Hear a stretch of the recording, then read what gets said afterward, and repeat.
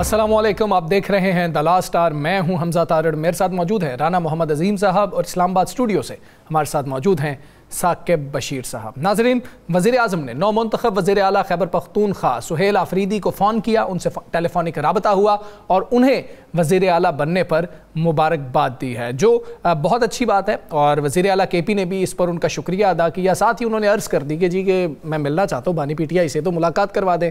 तो वज़ीर आला खैबर पख्तूनख्वा के मुताबिक वज़ीर आज़म ने कहा कि अच्छा मैं आपको बात करके बताता हूँ, और उसके बाद वो इंतज़ार कर रहे हैं और कोई जवाब नहीं आया है। सवाल ये उठता है कि क्या काबीना की तश्कील से पहले सुहेल आफरीदी की मुलाकात हो पाएगी बानी PTI से या नहीं। इसके अलावा 27वीं तरमीम का बहुत चर्चा था और उस हवाले से आज का दिन बहुत अहम समझा जा रहा था। सुप्रीम कोर्ट बार एसोसिएशन के आज इंतखाबात हुए हैं और उसके अंदर हुकूमती जो उम्मीदवार थे उनको वाज़े जो है बरतरी रही और वो जीत चुके हैं ये इलेक्शन। तो उस हवाले से अब क्या समझा जाए कि 27वीं जो तरमीम है उसकी राह हमवार हो गई है और वकला तहरीक की बहुत ज़्यादा बात हो रही थी। क्या ये भी जवाब मिल गया कि वकला तहरीक क्यों नहीं चल पा रही थी, या बात हो रही थी कि कब चलेगी और कब कामयाब होगी, तो ना चलने के पीछे वजूहात क्या थी? और वो पार्टी जिन्होंने वकला को फ्रंट लाइन पे लाके खड़ा किया है, पाकिस्तान तहरीक इंसाफ, वो क्यों यहाँ पर हार गई, इसका भी इस हवाले से भी बात करेंगे। और इसके अलावा वज़ीर आज़म ने आज बहुत क्लियरली काबीना इजलास में कहा है कि अफ़गान तालिबान ने भारत की शह पर पाकिस्तान में जारहियत की हमला करने की कोशिश की और ये तमाम दरअंदाजी भारत की शह पर की जा रही है। इस हवाले से भी बात होगी, लेकिन सबसे पहले अहम मामला वो ये है कि आज पाकिस्तान के पहले वज़ीर आज़म नवाबज़ादा लियाकत अली ख़ान, उनका 75वां यौम शहादत है। उस कत्ल से लेकर आज तक पाकिस्तान को दहशतगर्दी के नासूर का सामना करना पड़ रहा है। राना साहब, वो दिन और आज का दिन, वहाँ से हमने फिर मोहतरमा बेनज़ीर भुट्टो की शहादत भी देखी और उसके बाद अभी तक हम दहशतगर्दी के इफ़रीत से नबर्द आज़मा हैं। क्या वजह है, क्या कमी रह गई है, और अब जो हमारी अब की पॉलिसी है क्या उससे हमें उतना फ़ायदा हासिल हो सकेगा जो हम उम्मीद लगाए बैठे हैं? बिस्मिल्लाहिर्रहमानिर्रहीम, अस्सलातु वस्सलामु अलैका या सय्यदी या रसूलल्लाह, अस्सलातु वस्सलामु अलैका या सय्यदी या हबीबल्लाह, ताजदार ख़त्मे नबूवत जिंदाबाद जिंदाबाद। बात यह है कि हमजा भाई दहशतगर्दी का खात्मा सिर्फ एक सूरत में हो सकता है, तमाम सियासी जमातें और कौम मुत्तहिद हो, एक पेज पे हो, एक बयानिया हो, एक बयानिया, एक पेज, एक हल, बस। इसके अलावा अगर आप ये समझें कि हम इससे निजात हासिल कर लेंगे तो नहीं। भाई मुझे एक बात बताएं, क्या सिर्फ फौज की जिम्मेदारी है कि उन्होंने शहादतें देनी है, उन्होंने दहशतगर्दों के खिलाफ लड़ना है, उन्होंने सुबह से लेकर शाम तक ये सब कुछ करना है? हमारे सियासतदान क्यों नहीं इस पर आगे आते? हमारी सियासी जमातें क्यों नहीं आगे आती? हमारी यहाँ पर बैठी बड़ी बड़ी तंजीमें क्यों नहीं आगे आते? देखें, एक अगर मार्केट की हिफाजत कोई कर रहा है, अगर एक ताजर को कारोबार इसलिए सहूलत से वो कर रहा है कि दहशतगर्दी नहीं है, तो क्या उस ताजर को भी नहीं चाहिए अपना हक अदा करना? एक सियासी जमात अगर इक्तदार में है, एक सियासी जमात अगर अपोजिशन में है, एक सियासी जमात चाहे ना इक्तदार में है ना अपोजिशन में है लेकिन सियासत में है और वो पाकिस्तान के अंदर सियासत कर रही है, क्या उसका काम नहीं बनता?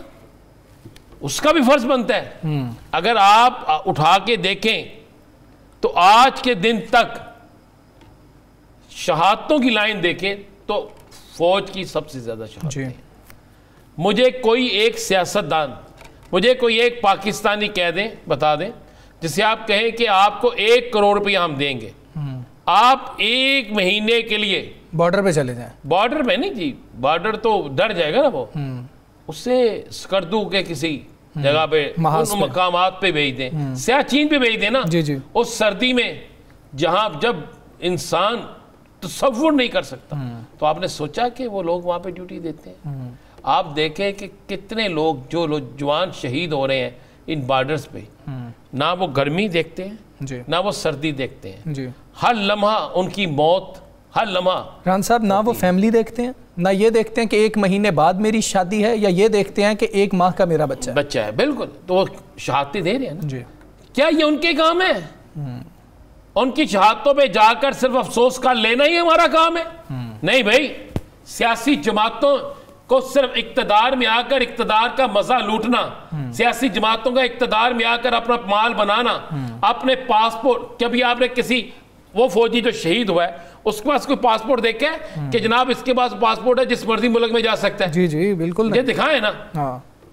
तो यहां पर एक MPA बने तो उसका पासपोर्ट भी जारी होता है, एक MNA बने उसका पासपोर्ट भी जारी होता है, उनके अजीजों के पासपोर्ट जारी होते हैं। पाकिस्तानी पासपोर्ट पे उन्होंने इंटरनेशनल ट्रैवल कोई नहीं किया होगा, नहीं किया। क्या बातें करते हैं कि और क्या पासपोर्ट के लिए दरखास्त देना पड़ती है अपने महकमे में, फिर जाके उनको मंजूरी होती है। खान साहब फौतगियों पे वो नहीं पहुंच पाते, शादियों पे वो नहीं पहुंच पाते, खानदान से कट के होते हैं लेकिन इस वतन के साथ जुड़े होते हैं, सरहदों के साथ जुड़े होते हैं। और हम हमारे सियासतदान सिर्फ आपस में गेम खेलते हैं। कितने आपने फौजी देखे जिनका इलाज पाकिस्तान से बाहर होता है?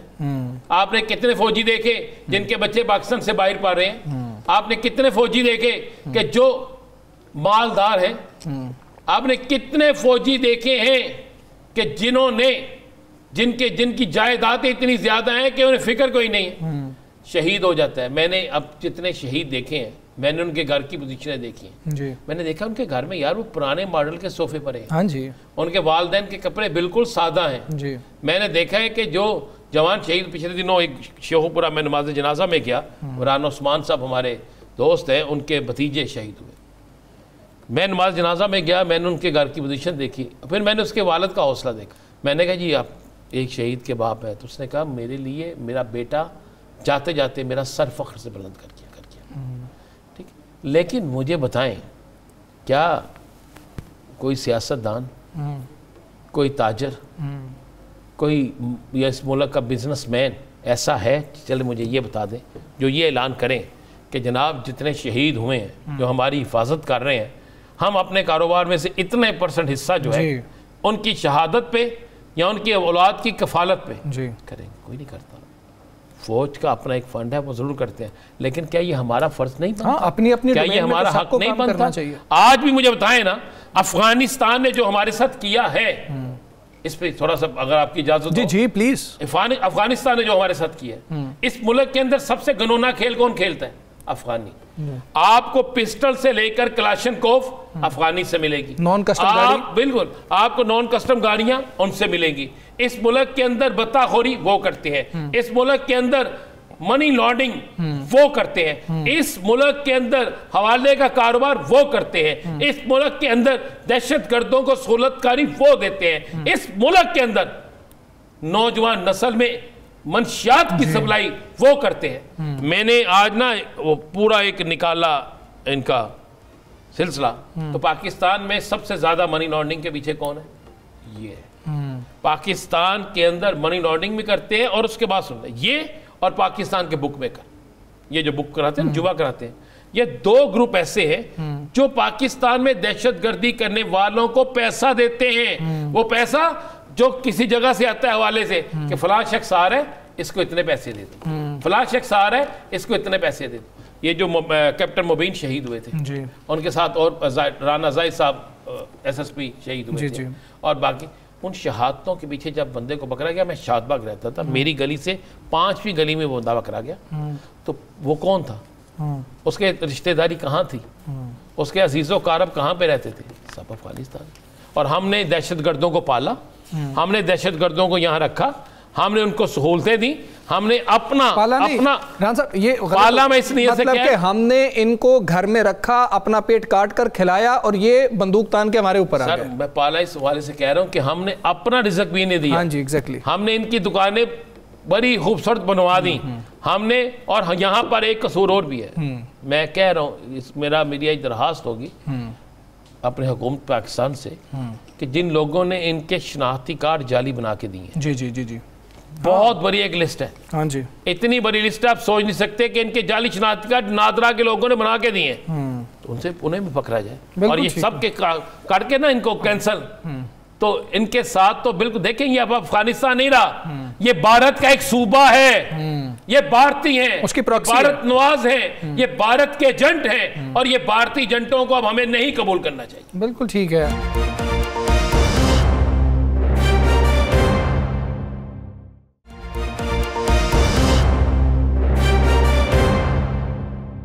साकिब साहब, बहुत इम्पॉर्टेंट चीज़ आज हुई है। सुप्रीम कोर्ट बार के आज इंतखाबात थे और पाकिस्तान तहरीक इंसाफ ने एक अरसे से ये बयानिया तो बना लिया था कि वकला की जमात जो है वो पाकिस्तान तहरीक इंसाफ है। और अगर हम देखें तो बन्नू से भी आसमा जहांगीर ग्रुप कह लें, आज़म नज़ीर तारड़ ग्रुप कह लें, आप एहसन भून ग्रुप कह लें या हुकूमती ग्रुप कह लें, वहाँ से भी वो कामयाब होते हैं। डेरा इस्माइल खान से भी वो कामयाब होते हैं, पेशावर से भी वही जीतते हैं, सवाद से भी वही जीतते हैं, एबटाबाद से भी वही जीतते हैं, बाकी तमाम जगहों पर भी वो क्लीन स्वीप करते हैं। क्या जवाब मिल गया कि वकला तहरीक क्यों नहीं चल पा रही थी? और 5 करोड़ रुपया फंड दिया गया था अली अमीन गंडापुर साहब की जानिब से लाहौर बार को। जी हमजा, इस पे भी मैं बात करता हूँ। सिर्फ वन लाइनर जो तबसरा आपने शुरू किया था कि आज जो लियाकत अली ख़ान हैं उनकी यौम शहादत आपने बात की, तो वो हमारी तारीख़ जो है बहुत सारे ऐसे मामलात से भरी हुई है। मैं बहुत दूर नहीं जाता, ये अभी करीब की बात है। ये साबिक वज़ीर-ए-आज़म इमरान खान पर ये वज़ीराबाद में हमला हुआ था, तो उस हमले की कोई शफाफ तहकीकात, कोई कमीशन नहीं बना, कोई पता नहीं क्या हुआ। बेनज़ीर भुट्टो, अभी हमने जो भुट्टो का जो अदालती कत्ल था, अभी पिछले साल सुप्रीम कोर्ट ने वो अपने ऊपर से जो दाग था वो धोया है कि उनको फेयर ट्रायल जो नहीं मिला था। अब आते हैं सुप्रीम कोर्ट बार एसोसिएशन के इलेक्शंस। ये हम बात पहले भी करते रहे हैं कि ये इलेक्शंस आज हुए हैं 16 अक्टूबर को और 1 नवंबर को बार काउंसिल्स के इलेक्शन वो 5 साल के लिए होते हैं। वो बड़ी मजबूत बॉडी है वकला की। तो मेरा ख्याल है पहला जो था पार्ट तकरीबन 50% वो हुकूमत जो है वो जीत चुकी है। अब 1 नवंबर को जो रिजल्ट्स आएंगे वो मजीद तय करेंगे कि अदलिया का मुस्तकबिल क्या होगा, क्योंकि हुकूमत को किसी किस्म की तरमीम, कोई ऐसी चीज़ वो छेड़छाड़ नहीं करना चाह रहे थे जब तक कि ये इलेक्शंस ना हो जाए। अब ये इलेक्शंस कैसे जीत गए आज़म नज़ीर तारड़ और एहसन भून, उनका ग्रुप जो है वो कैसे इलेक्शन जीत गया, वो यकीनी तौर पर बहुत मुतहर्रिक थे।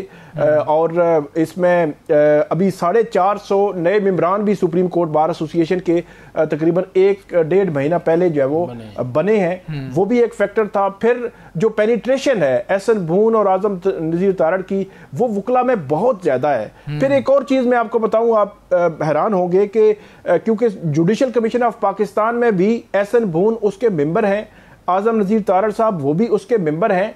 तो जो गिव एंड टेक चल रहा होता है ना कि वो क्या कहते हैं कि जजेस की तैनातियां हैं, मुख्तलिफ उमूर जुडिशल कमीशन ऑफ पाकिस्तान के फोरम से, तो वहां पे भी एडजस्ट कर रहे होते हैं अपने लोगों को। तो इसलिए इनके पास देने को बहुत कुछ है, बहुत कुछ था, इसलिए उसको उन्होंने इस्तेमाल किया। और डेफिनेटली फिर जो वकला है वो, हम तो ये तवक्को लगाए बैठे थे कि शायद 26वीं आईनी तरमीम के बाद जो अदलिया की आज़ादी है वो कहीं ना कहीं सल्ब हुई है। तो क्योंकि वकील जो है वो सुप्रीम कोर्ट का वकील तो 10-15 साल की वकालत के बाद सुप्रीम कोर्ट का वकील बनता है, बड़ा मंजा हुआ होता है, समझदार होता है, वो जो है वो देख के प्लस माइनस देख के जो है वो वोट करता है। यकीनी तौर पर अब भी उन्होंने इसी तरह किया होगा, उनका जमहूरी एक अमल था। ठीक है रान साहब, जो 27वीं तरमीम है वो लेट हो गई थी, इस चीज़ का इंतज़ार हो रहा था या कोई और जो हैं अंदर अनासर हैं? देखें, इसी चीज़ का इंतज़ार हो रहा था और दुरुस्त कहा साकिब साहब ने। चंद दिन पहले एक मीटिंग हुई, अच्छा, उस मीटिंग में 27वीं आईनी तरमीम पर और कुछ और चीज़ों पर काम शुरू होने लगा था। अच्छा, फिर बाकायदा हुकूमत के अंदर मौजूद जो जीदा ग्रुप, उसके लोगों ने हाथ जोड़ के कहा कि खुदा का वास्ता है इसे 1 नवंबर तक बिल्कुल न छेड़ा, 1 नवंबर तक बिल्कुल न छेड़ा जाए। अच्छा। क्योंकि आज मैंने 2 चीज़ें देखी। आज लोगों ने वहाँ पे खड़े होके कहा, साकिब ने देखा होगा इस्लामाबाद में, मैंने लाहौर में देखा कि लोगों ने वहाँ पे खड़े होके एक सवाल कर रहे थे, अगर आप 26वीं आईनी के बाद 27वीं आईनी तरमीम चाहते हैं तो इनको वोट दे दें, और अगर आप 26वीं आईनी तरमीम का खात्मा चाहते हैं तो हमें वोट। सलमान अकरम राजा साहब का भी यही मौका। ठीक है, ये मैंने नहीं सुना।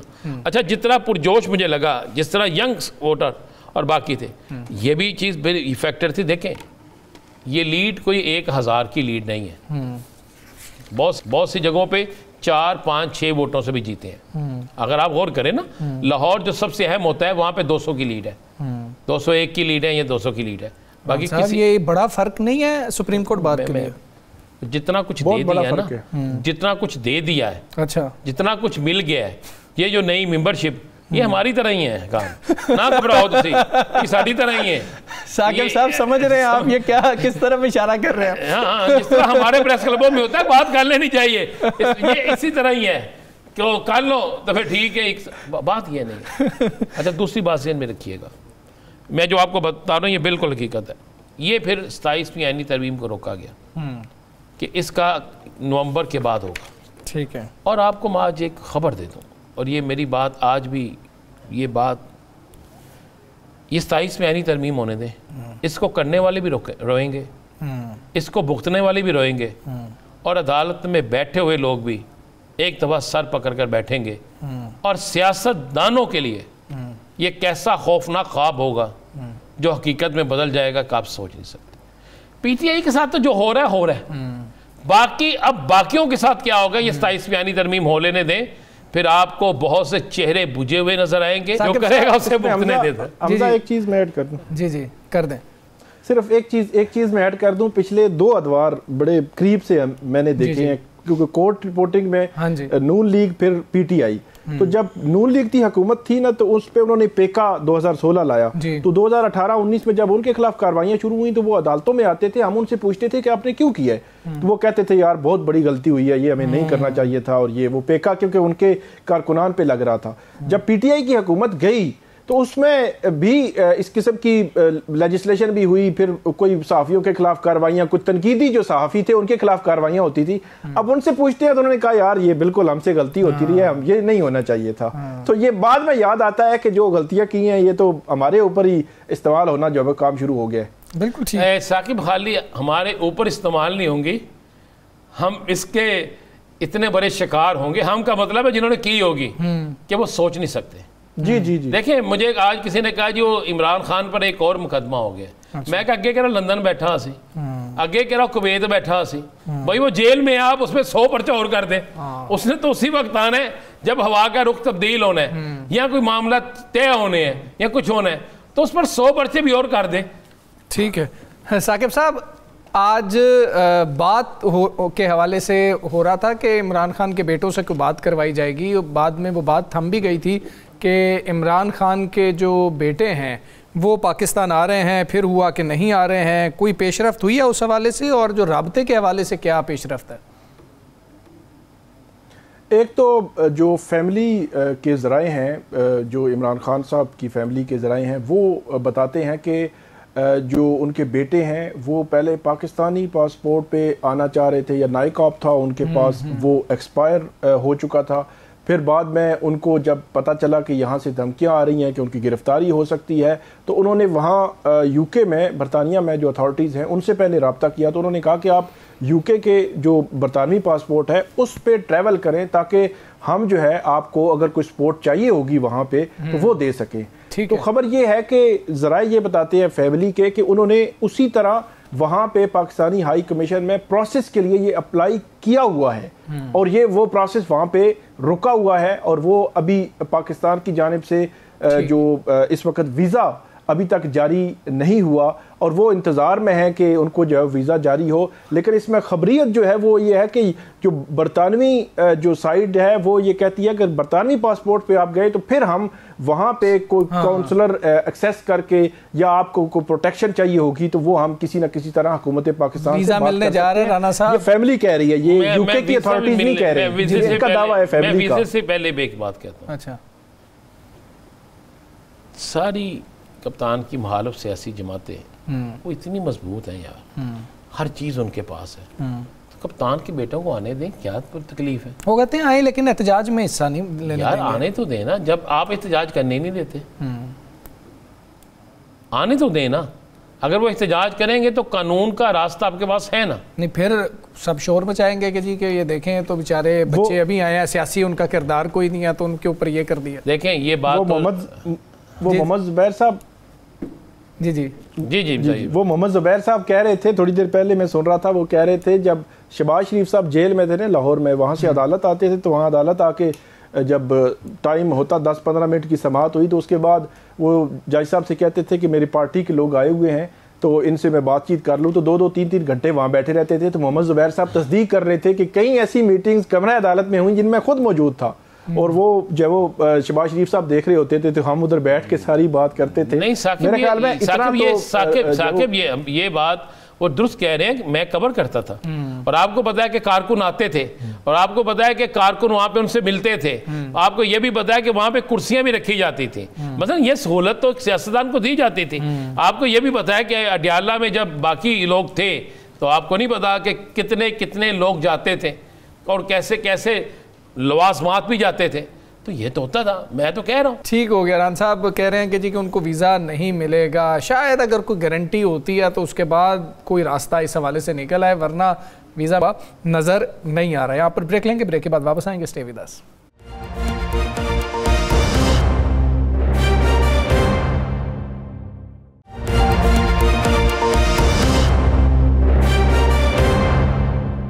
Welcome back ji. अगर हम बात करें खैबर पख्तूनख्वा की, तो एक हद तक वहाँ पर जो तब्दीली आई है या फिर ये कहें कि लीडरशिप चेंज हुई है, उससे बहुत ज़्यादा उम्मीदें हैं खैबर पख्तूनख्वा के जो अरकान असम्बली हैं उनको भी, और जो अवाम हैं, सिर्फ खैबर पख्तूनख्वा के नहीं, पाकिस्तान तहरीक इंसाफ के सपोर्टर्स जहाँ जहाँ मौजूद हैं उनको बहुत ज़्यादा उम्मीदें हैं। हम बात करेंगे, हमारे साथ मौजूद हैं डॉक्टर हुमायूं मोहम्मद साहब, सेनेटर हैं, पाकिस्तान तहरीक इंसाफ के सीनियर रहनुमा हैं। डॉक्टर साहब अस्सलाम वालेकुम, बहुत शुक्रिया आपका सर। मुबारकबाद भी आप लोगों को मिल गई वफाक की जानिब से। वज़ीर आला साहब को वफाक ने भी कबूल कर लिया, वज़ीर आज़म साहब ने मुबारक दी, लेकिन आज वज़ीर आज़म साहब ने साथ ये भी बात की कि अफ़गान तालिबान ने भारत की शह पर हमला किया है और मजबूरन हमने जवाबी कार्रवाई किया। साथ ही जो बातचीत की बात होती है, उन्होंने कहा कि वहाँ पर ख्वाजा आसिफ को भी भेजा था, वहाँ पर वज़ीर ख़ारजा इसहाक डार साहब भी गए थे और हमने मुखलिसाना कोशिशें कर ली हैं। अब हमारे पास रास्ता ही नहीं था। तो अब बड़े चैलेंजेस हैं नए वज़ीर आला के लिए। आप किस तरह से देखते हैं कि नए वज़ीर आला बिल्कुल यंग हैं, एक्सपीरियंस के ऊपर बात हो रही है, क्या चैलेंजेस उनके लिए होंगे और किस तरह से पाकिस्तान तहरीक इंसाफ उन चैलेंजेस पर काबू पाएगी? बिस्मिल्लाहिर्रहमानिर्रहीम, या का नाबुदो व या का नस्ताईन। देखिए, इनएक्सपीरियंस चीज वो होती है कि जब आप किसी ऐसे शख्स को जिसने आज तक ग्राउंड लेवल पे क्या किसी भी लेवल पे कोई काम ना किया हो पॉलिटिकली, और आप उसको लाके सबसे किसी सूबे का जब चीफ मिनिस्टर बना लेते हैं, तो उसका जो आउटकम होता है वो ये होता है कि स्कूलों के अंदर पाकिस्तान के झंडे के साथ अपनी तस्वीर के झंडे लगाने शुरू कर देते। इसे कहते इनएक्सपीरियंस। अब जिस शख्स ने 16-17 साल की उम्र से पॉलिटिक्स शुरू की हो और वो 20 साल से ये पॉलिटिक्स कर रहा हो, और इस दौरान में वो पॉलिटिकली हर स्टेप पे ऊपर आते आते पहले वो यूनिवर्सिटी के लेवल का, फिर उसके बाद डिस्ट्रिक्ट के लेवल का, फिर सूबे के लेवल का वो प्रेसिडेंट रहा और 7-8 साल लीड की हो यूथ को, तो फिर उसके लिए ये चीज इट्स जस्ट अनदर जॉब। ठीक है, चूंकि वो मेरिट पर है। अब देखिए, दो चीजें हुई हैं। आपने कहा है कि जब उन्होंने मुबारकबाद दी है, बिल्कुल दी है, बादल ना ख्वास्ता दी है। उससे 2 दिन पहले आपको पता है वफाक के जो स्पोक्स पर्सन थे, जो वफाक के मिनिस्टर्स थे, उन्होंने कहा है हमें ये टेररिस्ट आदमी मंजूर नहीं है। उन्होंने कहा है कि ये जो है जितने भी टेररिस्ट है उनका आलाकार है और प्लान है, ये क्या कुछ नहीं कहा, हम ये कर देंगे वो कर देंगे। उनका ख्याल था कि पाकिस्तान तहरीक इंसाफ के लोग जो है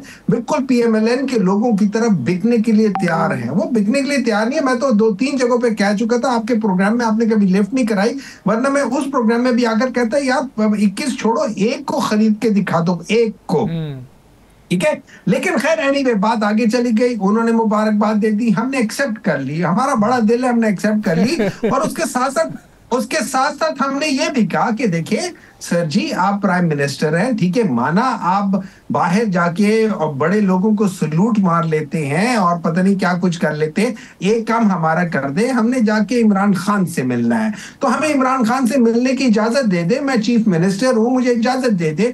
तो आगे से जवाब आता है कि जी मैं पूछ कर बताऊंगा, किसी और शख्स से पूछेंगे। सर सूबाई हुकूमत से, पंजाब हुकूमत से पूछेंगे। डू यू थिंक के फेडरल हुकूमत को पंजाब हुकूमत से पूछना चाहिए? नहीं सर, वज़ीर सर पंजाब हुकूमत के अंडर नहीं आती। डू यू रियली थिंक वो करना चाहिए? अगर यही उनकी औकात रह गई है तो फिर ठीक है, फेयर एनफ, फिर एक काम कर लेना, कर ले, चले उसको भी छोड़ दे, आप पूछ ले अपनी भतीजे से पूछ ले, आगे आ जाते हैं। अब वो कहते हैं कि ये जो तालिबान के साथ या जो अफगानिस्तान के साथ है, अफगानिस्तान में बेसिकली तालिबान ही रूल कर रहे हैं, तो जो अफगानिस्तान की गवर्नमेंट के साथ हम लोगों ने बहुत कुछ कर लिया, और इसमें कोई शक नहीं, जब वहां से वो चीजें आई तो आपने यहाँ से रिटेलिएट किया, टेट फॉर टैट कर दिया। लेकिन अब आगे की बात है, आगे की बात ये कि जो तहरीके तालिबान पाकिस्तान है और जो इंडिया की तरफ से जो उनके ग्राउंड यूज कर रहे, इस पे आपको क्या रद्द अमल करना चाहिए? इस पे मेरे लिहाज से होना चाहिए, इसमें तालिबान की हुकूमत को दो चीजें बतानी चाहिए। नंबर 1, अगर आप उनकी मदद करोगे और जो हम कह रहे वो नहीं करोगे, तो आपका हम सारा ट्रेड रोक देंगे, क्योंकि हम ये नहीं कर सकते कि आपकी जमीन से हमारे ऊपर वो आ रहा हो, अटैक्स हो रहे हो, और हम यहाँ से सारे के सारा जो आपके ट्रेड का जो सामान जा रहा है वो हम आपको जाने दें, हम इस तरह नहीं जाने देंगे। Let them suffer for a day और 2 और 3, और उनको समझ आ जाएगी कि जो इंडिया के पास जा रहे हैं, और उनको ये भी समझ आनी चाहिए कि ईरान भी किसी जमाने में इंडिया के ऊपर बहुत ज्यादा तवक्कुल करता था, और इंडिया जैसा बैक स्टैबर कोई नहीं आया कि सारी की सारी जो रॉ को या जो सारी की सारी जो इजराइल को जो इंफॉर्मेशन मिली है वो इंडिया के जासूसों ने दी है, तो इनको भी पता चल जाएगा। लेकिन एज ऑफ टुडे ये याद रखना चाहिए, हिस्ट्री को देखते हुए, कि जितने भी मसले हल हुए हैं वो थ्रू नेगोशिएशंस हुए हैं। डॉक्टर साहब, ये तो हो गया, ये तो होगा, जिस तरह वो बेहतर समझेंगे उस तरह कर लेंगे। आप ये बताइए, आपने हमारे ही प्रोग्राम में कहा था, मैं आपको याद दिला देता हूँ, कि एक भी नहीं बिकेगा। हाँ जी, ये आगाज़ आपने हमारे ही प्रोग्राम से किया था। और डॉक्टर साहब, आगे क्या आप देख रहे हैं? आज वज़ीर आला को नहीं मिलने दिया गया, वो काफ़ी देर वहाँ पे रहे, उसके बाद वापस आ गए। शहबाज शरीफ साहब ने मुबारकबाद भी दे दी, लेकिन शहबाज शरीफ साहब के वज़ीर इत्तलात जो थे, उन्होंने कहा कि नहीं बना देंगे, वो जिस तरह मौला जट फिल्म में होते हैं ना, वो इसी तरह था। और उसके बाद उनके इत्तेहादियों ने भी ये सारा कुछ कहा था। तो क्या शहबाज शरीफ साहब की मर्ज़ी के बगैर कहा था, या शहबाज शरीफ साहब ने उन सब को माइनस कर दिया? देखिए, इस तरह है, वो जो अता तारड़ साहब हैं, उनको ख्याल में अगर आपने देखा हो कि एक रिपोर्टर उनके पास गया और उन्होंने उनसे ये सवाल पूछा कि आपने ये कहा था, तो वो ठीक है, वो रिपोर्टर ने कहा था कि ट्वीट में आपने कहा था, तो उन्होंने कहा मैं ट्वीट में, मुझे वो ट्वीट दिखा दो। अब वो he was trying to just मतलब अपनी शर्मिंदगी को छुपाने के लिए वो कहा था। उनके चेहरे से नजर आ रहा था कि अभी अभी चिल्लू भर पानी में डूब के निकला है। तो इस वजह से उससे और क्या, इन जैसे लोगों से आप क्या बात कर सकते हैं कि जो इस किस्म की बात करते हैं, ये वो लोग हैं जो मुल्क को डिवाइड करने वाले हैं, ये मुल्क को जोड़ने वाले नहीं हैं। रही बात प्राइम मिनिस्टर साहब की, देखें मैं आपको सिंपल बात बताता हूँ, अगर आप मुझसे पूछे ना, मुझे बड़ा अफसोस हुआ था कि मेरा प्राइम मिनिस्टर वहां पे खड़े होके एक दूसरे प्रेसिडेंट को सलूट कर रहा है और जो अल्फाज इस्तेमाल कर रहा है वो डिप्लोमेटिक अल्फाज नहीं है, वो ऐसा लग रहा है वो नहीं होते। हम मैं क्या कहूँ आप लोगों के उसमें, लेकिन बहुत ज्यादा गार्डियन ने तो आज तारीफ कर दी है शहबाज शरीफ साहब की। वो तो कह रहे हैं कि जी कि जिस तरीके से शहबाज शरीफ साहब ने टैकल किया है डोनाल्ड ट्रंप को, ना कनेडियन कर सके हैं ना इटालियन कर सके हैं, कोई भी नहीं कर सके। उनकी जिस तरह की तबीयत है उसको बहुत अच्छे तरीके से हैंडल किया, क्रेडिट दे दिया गार्डियन ने शहबाज शरीफ को। सर आप ये समझ गए कि आप ये समझते हैं कि वो एक्चुअली यही कह रहे थे, वो मतलब दूसरे लफ्जों में वो ये उसको एक तंजन तौर पे नहीं कह रहे थे। वो सर जी एक चीज होती है तंज, वो लोग तंज करके हमें शर्मिंदा कर रहे थे, हम लोग उस तंज को सही मानों में समझ के सर उन्होंने कहा कि कनेडियन को उन्होंने कह दिया कि जी कि ये गवर्नर हैं वहां के, इस तरह की बातें उन्होंने कोट की हैं कि जो बाकियों के लिए तज़हीक आमेज जुमले थे उनको कोट करके गार्डियन ने वो लिखा है। मैं आपके साथ शेयर भी कर दूंगा। नहीं मुझे पता है, मैंने वो पढ़ा भी हुआ है, वो देखा भी है। लेकिन सर मैं एक बात बताऊं, irrespective of what who said that, आप कभी दरबार में गए? दरबार में सबसे जो कामयाब आदमी कौन होता है? जो सबसे ज्यादा बादशाह की खुशामद करता है। अगर हमें अपनी अना को मार सेनेटर साहब मुझे ये बताइए, ये राना सनाउल्लाह ने कहा है कि अगर खान साहब गैर मशरूत तौर पर बात करें तो फिर पेरोल पे रिहाई की जो उनकी दरखास्त है उस पर गौर हो सकता है, अपनी गलती भी तस्लीम करें। गलती भी तस्लीम करें। देखिए वो अपनी, देखिए बात ये है आप किस कौन सी गलती तो हमने की नहीं, आप प्रूफ कर दो कि मैंने गलती की है, मैं माफी मांगने को तैयार हूँ, आप प्रूफ कर दो। एक चीज। नंबर 2, अगर आप मुझसे पूछते हो मैंने तो कोई गलती नहीं की, मैं तो कहता हूँ मैं था ही नहीं वहां पे, मैं तो कहता हूँ मैं उधर नहीं था, मैं तो कहता हूँ कि मैंने नहीं किया, मैं तो कहता हूँ मैंने नहीं कहा, मैं तो हर चीज के ऊपर हूं। लेकिन प्रॉब्लम इस तरफ नहीं है, प्रॉब्लम अपनी तरफ है। थोड़ा सा अपनी तरफ गिरेबान में झांक कर देख लो मेरे भाई, आपको पता चल जाएगा आप क्या करते हैं। हुमायूं मोहम्मद साहब 2020 से लेकर 22 तक पीटीआई की हुकूमत जो कोशिशें करती रही वो कामयाब तो नहीं हुई ना। वो मुज़ाकरात ही थे, वो सेटलमेंट थी, आम माफी थी, सब कुछ था, लेकिन हमने देखा कि पाकिस्तान में दहशतगर्दी तो उसके बाद बढ़ी है। देखिए पाकिस्तान में दहशतगर्दी पाकिस्तान तहरीक इंसाफ के जमाने में सबसे कम तरीन थी। हाँ बढ़ी है, उसके बाद जरूर बढ़ी है, मई 2022 के बाद जरूर बढ़ी है। और ये याद रखें इसके बावजूद कि ये जो रिपैट्रिएशन हुई थी ये जुलाई 2022 के बाद होनी शुरू हुई थी, उस दौरान में नहीं हुई थी। लेकिन हैविंग सेड दैट थिंग, देखिए नेगोशिएशंस के तरीके होते हैं। जब आप किसी के साथ नेगोशिएट करते हैं आप उधर वीक फुटिंग के साथ नहीं करते, लेकिन आपने स्पेस देनी होती है, आपने हर एक इंसान को स्पेस देनी होती है। हर एक इंसान, देखिए बात जगहों पे आपने करना होता है, और ये टेररिज्म जो है ना ये मल्टी फेसेटेड है। चलें ठीक है डॉक्टर हुमायूं मोहम्मद साहब, बहुत शुक्रिया आपका, आपने हमें प्रोग्राम में ज्वाइन किया। यहाँ पर रहेंगे, ब्रेक के बाद वापस आते हैं, स्टे विद अस।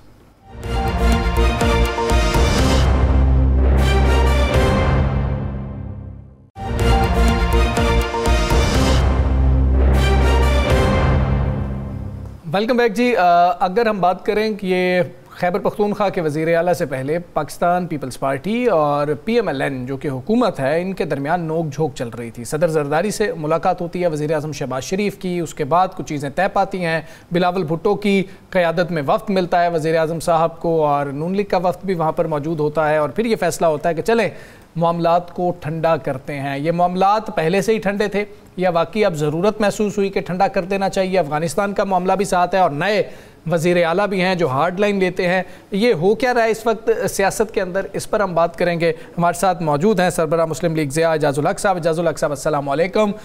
सर बहुत शुक्रिया। सर ये बड़ी लड़ाई चल रही थी, आपस में बयानात चल रहे थे, फिर वज़ीर आला KP का मामला उठता है, तो उसके बाद हम देखते हैं ज़रा खामोशी हो जाती है। आज कुछ पैचअप भी हो गया, बड़ा अच्छा हो गया, पैचअप हो गया, क्योंकि आगे फिर इन्होंने इकट्ठे चलना है। एक बहुत बड़ी तरमीम आने वाली है, अच्छा वो तरमीम भी करनी है। तो मेरा ख्याल है कि अगला सेशन भी बड़ा अहम है। मुझे मालूम था कि उससे पहले पहले सुलह सफाई हो जाए। तरमीम क्या करनी है, तरमीम क्या आने वाली है, ये तो बता दें इजाज़ साहब, ताकि पता तो चले ना। अभी ये तो मालूम नहीं है, लेकिन जो डिमांड है पीपल्स पार्टी की, ये हमारे मंशूर में लिखा हुआ है कि कॉन्स्टिट्यूशनल कोर्ट बनना चाहिए। ये वो बातें हैं जो 26वीं तरमीम के एंड में आई थी। कुछ MQM के मुतालबात थे उस वक्त, जो कहा था कि अगली तरमीम में लेकर आएंगे लोकल बॉडीज़ के हवाले से। कुछ ANP के मुतालबात थे जो कि बड़े मुश्किल हैं पूरे करने। वो खैबर पख्तूनख्वा के नाम से थे, तो हज़ारा वाले उस पर नहीं एग्री कर रहे। तो कुछ चीज़ें जो है वो बीच का रास्ता जो है वो निकालने के लिए ये मामला जो है वो तय पहले ही करने थे उन्होंने। मेरे ख्याल में अगले सेशन से पहले मामला जो है वो दुरुस्त करने थे, वो मेरे ख्याल में अब हो जाएंगे। साकिब साहब। एजाजुल हक साहब ये बताइएगा कि ये जो पीपल्स पार्टी की डिमांड हम भी सुनते रहे हैं, बिलावल साहब भी ये दावा करते रहे हैं कि कॉन्स्टिट्यूशनल कोर्ट यानी कि आइनी अदालत का क़याम वो मिसाक़े जमहूरियत में जो है वो ये तय हुआ था। तो मिसाक़े जमहूरियत में तो और भी बहुत कुछ था, तो सिर्फ जो है वो आइनी अदालत की तरफ वो जा रहे हैं, तो बाकी चीज़ें भी फिर कर दें अगर कर सकते हैं तो। क्या ख्याल है आपका? देखिए मिसाक़े जमहूरियत तो मज़ाक़े जमहूरियत बन गया था फौरी साइन करने के बाद, जबकि उसकी जो पहली शिकें थी ना, जिसमें कहा गया था जी कि किसी इस्टेब्लिशमेंट से हमने कोई हाथ नहीं मिलाना और बातचीत जो है वो बिल्कुल नहीं करनी, और जमहूरियत जो है वो उसकी बालादस्ती होगी, तो वो वहीं ख़त्म हो गई थी। विद इन ए वीक अभी स्याही भी नहीं सूखी थी तो NRO हो गया था और मिसाक जमहूरियत का मजाक जमहूरियत बन गया था जब वो सारा स्विट्ज़रलैंड की जो अकाउंट थे और जो सोना चांदी कागज़ वहाँ पड़े हुए थे, मतलब कि वो ट्रक लोड जो है वो पूरा शिफ्ट हो गया वहाँ से लंदन, और फिर लंदन से आगे पता नहीं कहाँ चली गई वो चीज़ें। तो वो तो वहीं ख़त्म हो गया था, ठप हो गया था। अब रह गया बाकी कॉन्स्टिट्यूशनल कोर्ट। अब ये पता नहीं कि ये अदालतों को कॉन्स्टिट्यूशनल कोर्ट बनाकर आप उन्हें मजबूत कर रहे हैं या मजीद कमज़ोर करने की कोशिश कर रहे हैं।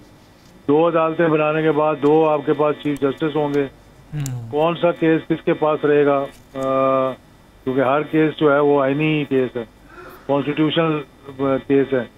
तो जिस अदालत में भी आप जाएंगे वो कहेंगे जी उस कोर्ट में जाएं, उस कोर्ट में जाएंगे वो कहेंगे उस कोर्ट में जाएं। तो पहले ही मैं समझता हूँ कि हमारे कोई 20 लाख पेंडिंग केसेस हैं, तो ये फिर मजीद पाइल अप होना शुरू हो जाएंगे। तो इस पे मतलब अब मुझे मालूम नहीं है कि किसकी क्या ख्वाहिश है और कौन सी ख्वाहिश पूरी करनी चाहिए, कौन सी नहीं करनी चाहिए, लेकिन ये है कि सोच समझ कर देख भाल कर, क्योंकि इसके बड़े दूरस्थ नतीजे निकलते हैं। अच्छा जाजुल हक साहब, ये तो बताइए, ये मुस्लिम लीग नून, पीपल्स पार्टी, MQM समेत बाकी इत्तेहाद और कुछ लोगों का साथ, इसके लिए आप समझते हैं कि ये इमरान ख़ान के अंदर रहने से मशरूत है? और अगर इमरान ख़ान किसी बात पे आ गया, कोई कंप्रोमाइज़ कर गया, तो फिर क्या ये इत्तेहाद कायम रह सकेगा? नहीं, फिर इत्तेहाद किधर कायम रह जाएगा। और ये इसमें कोई, देखिए पाकिस्तान की सियासत के अंदर कोई चीज़ नामुमकिन नहीं। जिसके बारे में आप सोचते हैं कि ये नामुमकिन है, वो मुमकिन हो जाता है किसी न किसी स्टेज पे भी जाकर। बज़ाहिरन चीज़ें लगती हैं कि बिल्कुल नामुमकिन है।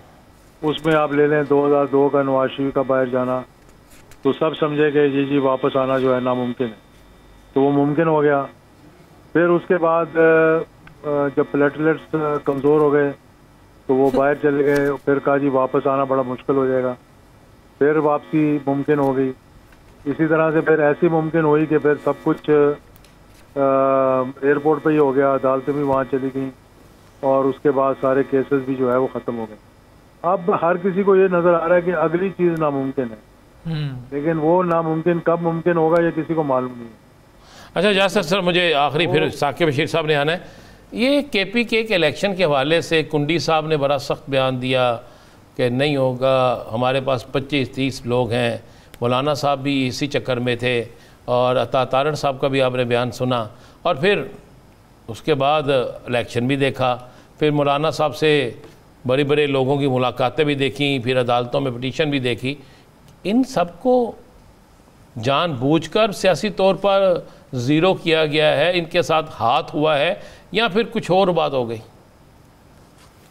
देखिए, एक तो ये है कि वहाँ पे मैंडेट उनके पास था, उस मैंडेट को आर्टिफिशियल तरीके से, यानी कि उन्हीं के लोग तोड़कर अगर आप हुकूमत बनाते हैं तो उसका एक बहुत बुरा तासुर जाना था। एक ही ऑल्टरनेट था हुकूमत के पास कि वो गवर्नर्स रूल लगा देते वहाँ पे, और अगर गवर्नर्स रूल भी लगता तो उसका रिएक्शन होना था। तो मैं समझता हूँ कि ये आखिर में इसमें पीपल्स पार्टी ने भी एक पॉजिटिव रोल प्ले किया है।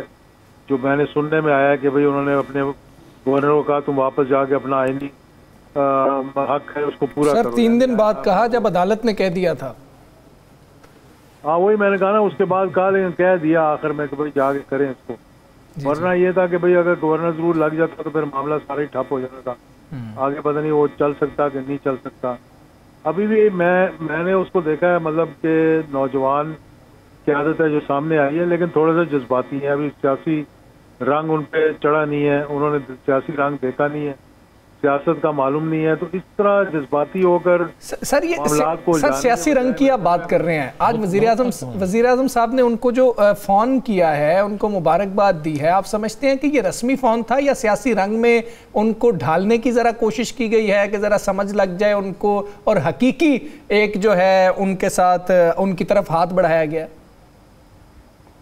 देखिए ना, इंटरेक्शन तो होगा ना, मतलब NFC अवार्ड है, मीटिंग्स हैं, सिक्योरिटी है, नेशनल सिक्योरिटी काउंसिल है, तो हर जगह वज़ीर आला जो है वो मौजूद होता है वहाँ पे। तो ये हो नहीं सकता कि वो खुद भी अपने आप को बिल्कुल आइसोलेट रखे, और ना ही हुकूमत ये कर सकती है कि उनको बिल्कुल ही दीवार से लगा दें और काम ना चले। तो ये मिलजुल कर जो है वो गाड़ी को आगे चलाना है, वो किस तरह से चलाते हैं, तो ये अब देखने को थोड़े दिनों में पता लग जाए। सर वो बात कंप्लीट कर लीजिएगा, आप कह रहे थे कि जज्बाती है साहब, वो जरा बात कंप्लीट कर लीजिए। जज्बातियत कैसे कंट्रोल करेंगे या खुद ही सियासत करवा लेती है? नहीं, ये मतलब हालात खुद ब खुद ही मोल्ड कर देते हैं। मेरा ख्याल है उनकी अगर अभी अडयाला में सुना था गए थे मिलने के लिए, अगर मुलाकात होगी तो वहां से भी उनको ये समझा दिया जाएगा भी एक हद तक ही जा सकते हैं, उससे आगे नहीं। इजाजुल हक साहब बहुत शुक्रिया आपका, प्रोग्राम में हमें ज्वाइन किया। प्रोग्राम का वक्त खत्म हुआ। मुझे राना अजीम साहब को, साकिब बशीर साहब को इजाजत दीजिए। अल्लाह हाफिज।